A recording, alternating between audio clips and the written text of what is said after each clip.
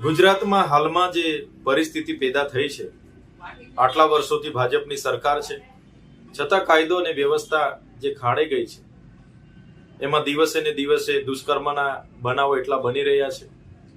નકલી પીએમઓ, નકલી સીએમઓના અધિકારીઓ, નકલી કચેરીઓ, નકલી કોલેજો, જ્યાં જુઓ તો નકલીની ભરમાળા ચાલી રહી છે. ત્યારે આવા નાના મોટા કેસોમાં સંડોવાયેલા લોકોના વરઘોડા કાઢવામાં આવે છે.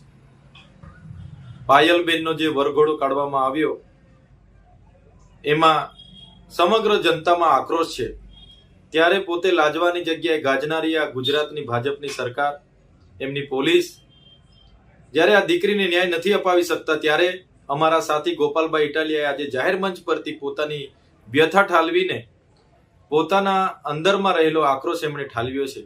એમણે પોતે પોતાના પટ્ટા દ્વારા પોતાના જાતને માર્યા છે અને પોતે પણ આમાં ભાગીદાર છે નાગરિક તરીકે, એવું એમણે સૂચવ્યું છે. ત્યારે અમે ગોપાલભાઈ ઇટાલિયા હોય, ઈસુદાનભાઈ ગઢવી હોય કે ચૈતરભાઈ વસાવા હોય, અમે ગુજરાતની જનતાની સાથે છે.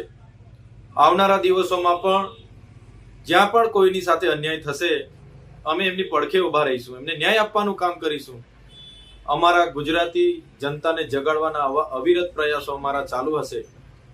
ગુજરાતના તમામ વર્ગના લોકોને, એ પ્રશાસનમાં બેઠેલા લોકો કે બીજા લોકો દ્વારા જ્યાં પણ અન્યાય થશે, ત્યાં આમ આદમી પાર્ટીનો તમામ કાર્યકર ઉભો હશે અને ગુજરાતની જનતાને જગાડીશું.